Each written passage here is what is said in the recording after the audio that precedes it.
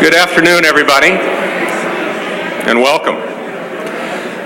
My name is Rick Frank. I'm a professor of environmental practice and director of the California Environmental Law and Policy Center at the School of Law here at UC Davis, and it is my distinct pleasure and honor to welcome all of you to UC Davis and this convening.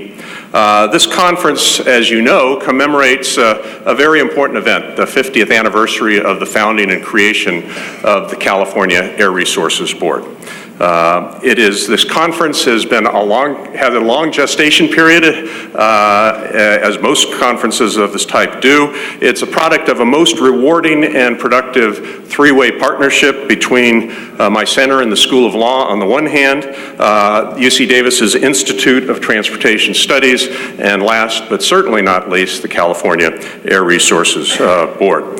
Let me briefly give you a roadmap of what we're going to cover this in a very busy afternoon. After our welcoming remarks, we will hear from the Chief Executive of the State of California, Governor Jerry Brown, who is, like Elvis, in the building. He will be with us. He will join us shortly. He will deliver remarks, after which we will hear from, as I was describing her to a couple of friends and colleagues, one of the true rock stars of the environmental era, not just in California, but nationally and internationally, Mary Nichols, Chair of the Air Resources Board. Then, following that, we'll have a more informal, interactive panel discussion between Chair Nichols and former U.S. Environmental Protection Agency Administrator Gina McCarthy, moderated by Greg Dalton. We'll have a short break mid-afternoon. We'll hear from, because this conference is as much about the future challenges and opportunities of the Air Resources Board as its storied past. We'll hear from a panel we have nicknamed the Young Visionaries panels to explore future opportunities and challenges for the board. I'll be co-moderating an opportunity to engage you, the audience, in a broader discussion of issues and challenges late in the day, and a closing address from the gentleman I'm going to introduce in just a moment. We have a number of luminaries here in the building at this conference today, and I don't have time to introduce them all. Conferring with the governor just outside this door at the moment is our Chancellor, Gary May. We're delighted to have his support and presence. My boss, the Dean of the UC Davis Law School, Kevin Johnson, without whose support our environmental program would not be as robust and exciting as it is. And then finally, last but not least, the Secretary of the California Environmental Protection Agency and my former longtime colleague for a longer time than either of us would care to admit, Matt Rodriguez.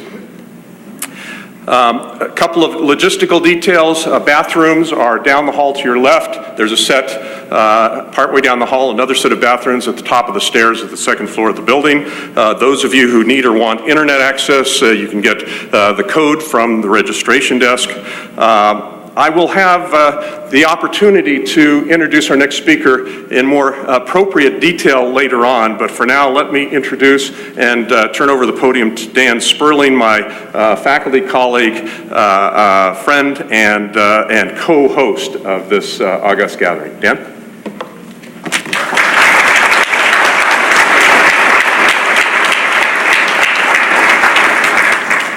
So it was a pleasure working with Rick to organize this and a few others, including Sandy Berg and ARB staff. So welcome. This is really a wonderful moment, a wonderful time for us to be celebrating 50 years. So my day job is director of the Institute of Transportation Studies at UC Davis. I got my moonlighting job as a board member for CARB. And so as Rick said, I'm going to talk to you later. So I just want to do one small but important thing. I want to thank all the sponsors before we get started. And we have, for our platinum sponsors, who we're very grateful to, Toyota, Audi, and Honda. Our gold sponsors are the two major automakers, trade associations, the Global Automakers and the Auto Alliance. We've got the Bay Area Air Quality Management District. We've got Climate Works Foundation, Environmental Defense Fund, Natural Resources Defense Council, and Shell, all as gold sponsors. And we've got silver sponsors of the Southern California Gas Company, Sempra, and San Diego Gas and Electric, and a bronze sponsor, American Lung Association. We're very grateful to all of you for supporting this event. And so now let me just introduce Jandro Ambrose, a PhD student at our Institute of Transportation Studies, who is going to introduce our governor. Jandro.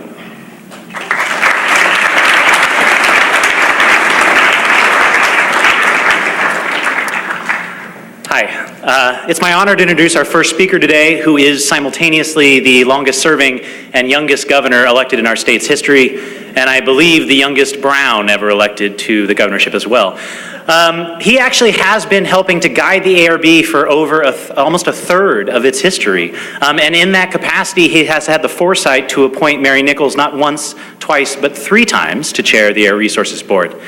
In all seriousness, as somebody who grew up in California, Jerry Brown is something of a legend. A committed public servant who's dedicated his life to personal development and improving the world around him.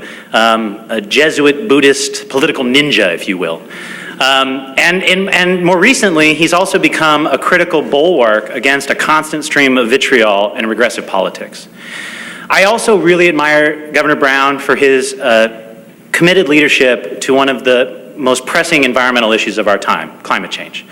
At the Institute of Transportation Studies here at the University of California, Davis, our research looks at how new technologies and smart policies can deliver a sustainable transportation and energy future. And without the support of Governor Brown and the Air Resources Board, I don't think that work would be possible. And so on behalf of the faculty, staff, and students, I'd like to thank you. And without further ado, it is my great honor to introduce the Honorable Edmund G. Brown, Jr., 39th Governor of California.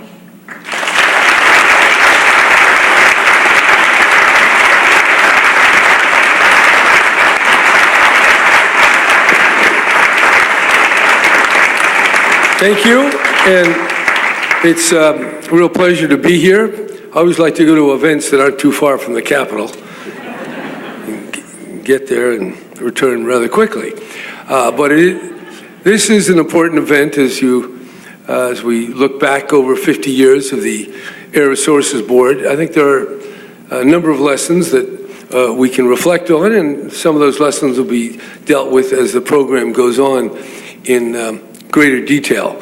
But just to offer my reflections, that I think the first point that we might note is that this is 50 years of a government institution. And 50 years is quite different than on the day that one of these bills are presented, or much less when they're passed. There's a lot of hoopla around important pieces of legislation. But the passage, however difficult, however noteworthy or controversial, is only the beginning of a very long journey. And at the time that the Air Resources Board was created, back in the first term of Ronald Reagan, certainly nobody could foresee where it would be today. Many assumptions, many understandings that have changed over time. In fact, I was just reading Ronald Reagan's final State of the State speech, which he delivered in January of 1974. That was the year that I was elected governor. And as I read it, I noticed a couple of things. He said, number one, some huge percentage of the power of California would have to be generated by nuclear power plants. And that's why we need a one-stop, one-site kind of regulatory process, which basically became the Energy and Resources Conservation Commission, which he signed that year after having vetoed it a couple of times. He also said because of the Arab oil embargo, that the NOx standard for oxides of nitrogen should be relaxed so that, and that would save, several million gallons of gasoline per year. And then he also counseled Californians to drive 10% less. I mean, can you imagine a Republican governor telling its state's citizens, we want you to drive 10% less? Well, Californians, of course, didn't listen to that. And in the last year, probably 335 billion miles. That's what we're talking about. And the number isn't all that precise, but it's close enough. Over 335 billion miles a year. And to get some sense of what that means, the sun, as you all know, is 93 million miles away. So this billion is a big number. And to get that number, it takes 22 million passenger vehicles and I think almost 10 million other kind of vehicles. So Californians in huge numbers have to work very hard to consume that many vehicle miles traveled. So you're doing a very good job of that. In fact, you're doing such a good job that you increased the consumption of gasoline last year. Even though on a per capita basis, you reduced it, you being the people of California, it overall increased. Now, that you obviously did not listen to me when I said we want to reduce our oil consumption by 50%. You just went on driving, didn't you? You didn't walk, and you didn't pick up your bicycle, and you didn't get your zero emission vehicle. So there's a lot we need to do, but we've come a long way.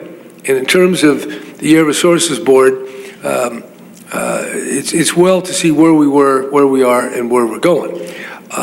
Where we were in the beginning, back in the early, actually I think it was 69 when it all started, we were, well, it couldn't be 69, we wouldn't be at the 50th anniversary. 68, 70. Well, we're not at the 50th anniversary yet then. First board meeting, okay. Well, whatever the hell it was, the key was smog. And the name smog was invented by a fellow from Caltech. And smog was something that everybody, not everybody, but a lot of people in Los Angeles talked about that. And I can remember going as a young boy to Los Angeles. It was pretty darn hazy. And you look up at the sky, it was yellow, and you couldn't see the mountains. So this was something people talked about. In fact, there was a Republican who ran for supervisor named Warren Dorn, and he had his slogan, SOS, stamp out smog. So this was the mood. It was not a Democrat, oh, let's have more regulation. This was a wide range of citizens, Republican, Democrat. It just wasn't thought of, oh, this is a liberal, conservative, Democrat, Republican idea. This was, we had smog, we need to do something about it. And the something was this Air Resources Board, and there had been some efforts prior to that, prior to Reagan. But this new state law got enacted, and about the same time or near thereafter, the Clean Air Act passed, and the Clean Air Act recognized California's unique role as a setter of auto emission standards. And that set things in motion. That historic agreement with Ronald Reagan as governor and Richard Nixon as president, around the time, I think, first Earth Day, there was a real sense that this was a good thing, and let's do it. And all the Republicans, most of the Republicans liked it. Then, so those were the laws. And then when I got to be governor, starting in 1975, we started taking the laws seriously. And we started enforcing the laws. And all of a sudden, people got second second thoughts on it. Because it's one thing to talk about clean air. It's another thing for the Air Resources Board to articulate a restrictive rule that says this much carbon monoxide and no more, this much sulfur emission coming out of a tailpipe, this much oxides of nitrogen. So then it becomes real. And if I remember correctly, Henry Ford II, who was president of Ford in 1975, came out to see the chairman of the Air Resource Board, Tom Quinn, and he was complaining that he couldn't meet the standards, whichever that was, a sulfur standard or a NOx standard, whatever, and we didn't listen to him. We listened to him, but we didn't relent. And that was just the beginning. And those standards that Henry Ford said could not be met are a fraction of what they are today. The escalation in restriction, if I could put it that way, the tightening of restrictions, maybe Mary can say what it was, but we've come a long, long way in what is now allowable out of the tailpipe. And even now, we want nothing to come out of the tailpipe because we want zero emission vehicles. And the Air Board was very criteria pollutants. That's what we're worried about. Smog, health, blue skies. In fact, when I ran for governor, I can still remember my opening statement. I can't remember all of it, but I remember I talked about promising blue skies for California, which was a little grandiose, but I thought it's the kind of thing you say when you're 36 running for governor of California. So we're still, we had blue skies today. I don't know if you noticed, it was quite blue, and you can thank me for that, by the way.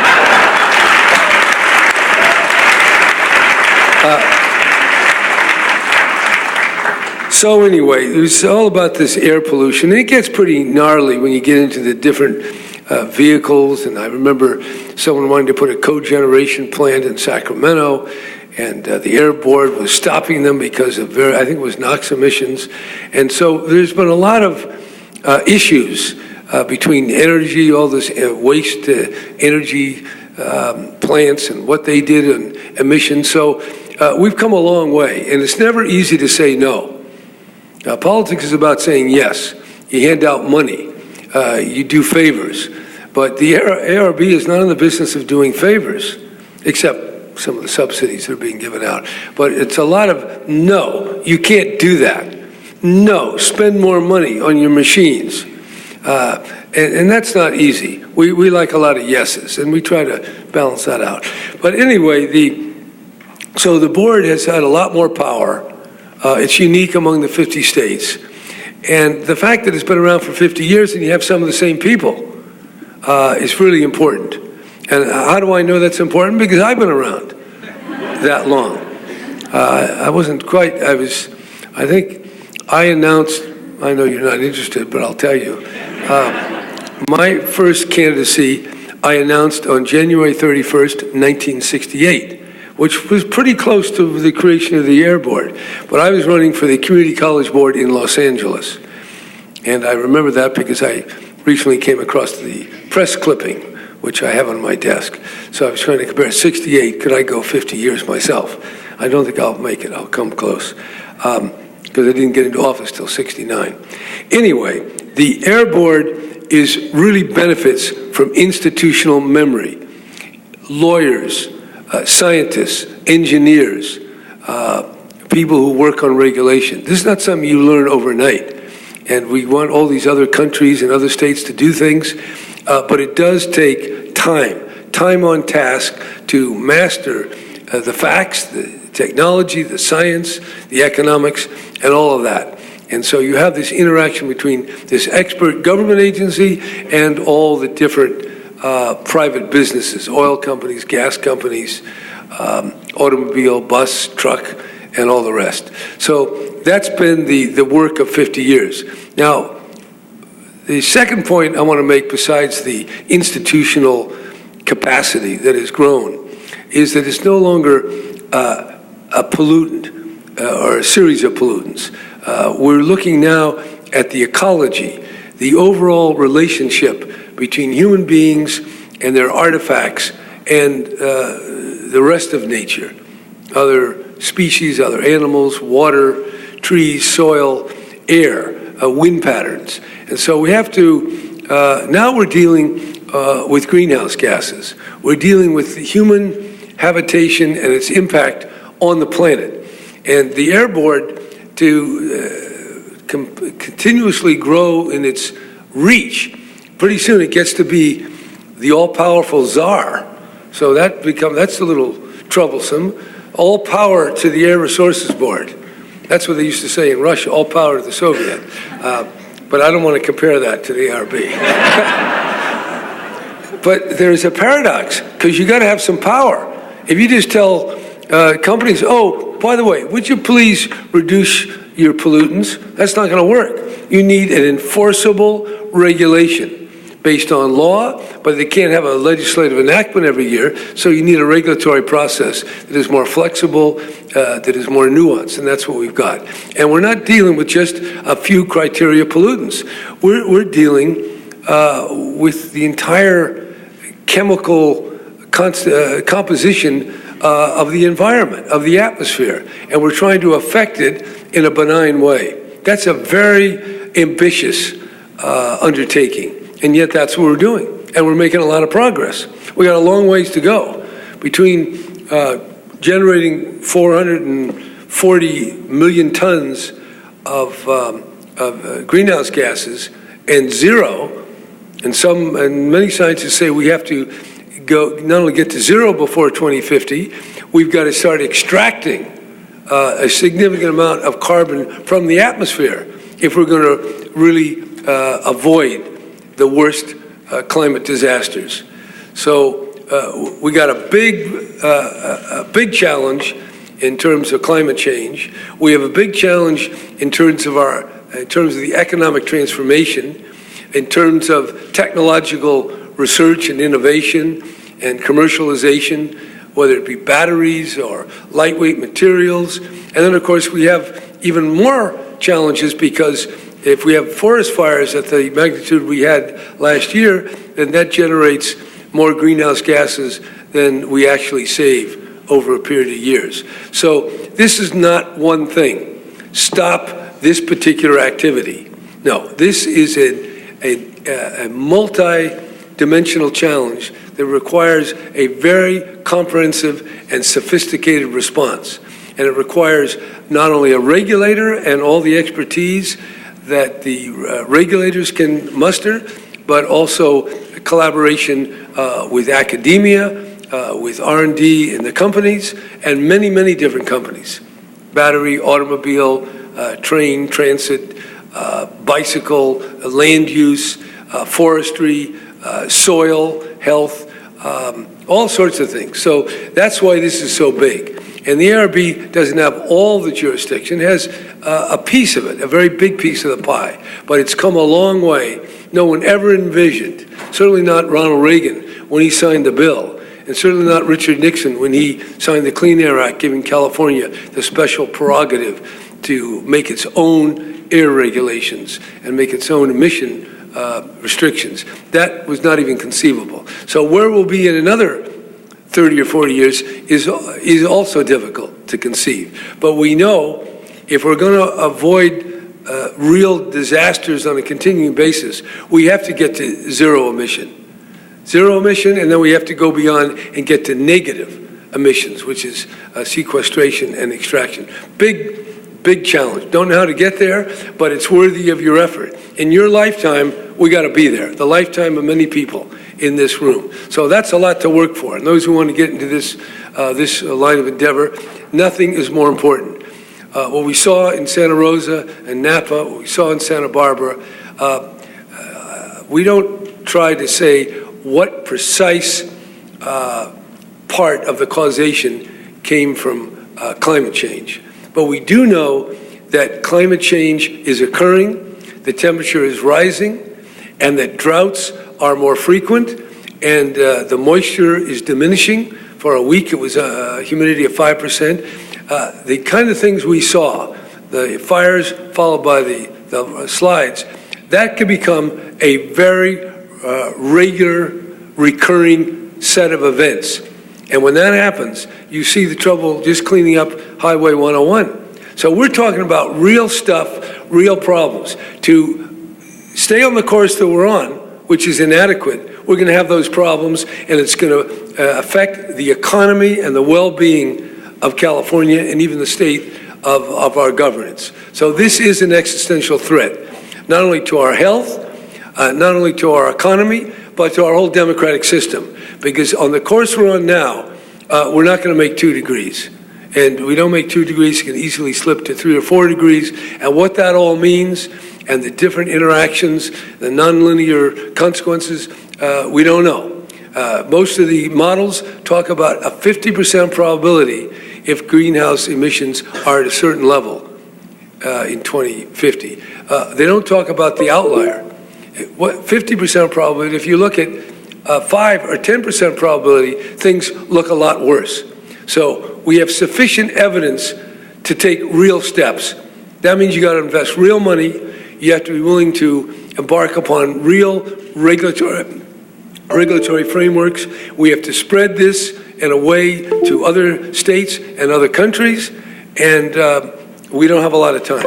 So this is a very important topic, not just of the successes of one regulatory agency, the Air Resources Board, but really, where is humanity going? Are we going to be able to have the wisdom and the skill to put ourselves in a position over the next 50 years to be better off than catastrophically worse off, which is where we're headed? So lots of challenges. The ARB is a very, very important element. There are many other players that have to contribute as well. So I'm glad you're all here, and there's a lot you can do, and your life depends on it, and the lives of billions of other people. California is the epicenter, and we can really make a difference. Somewhat, I'll end with this thought that the story is told that Archimedes was looking for, if he could find a place to stand, he could move the earth with a lever.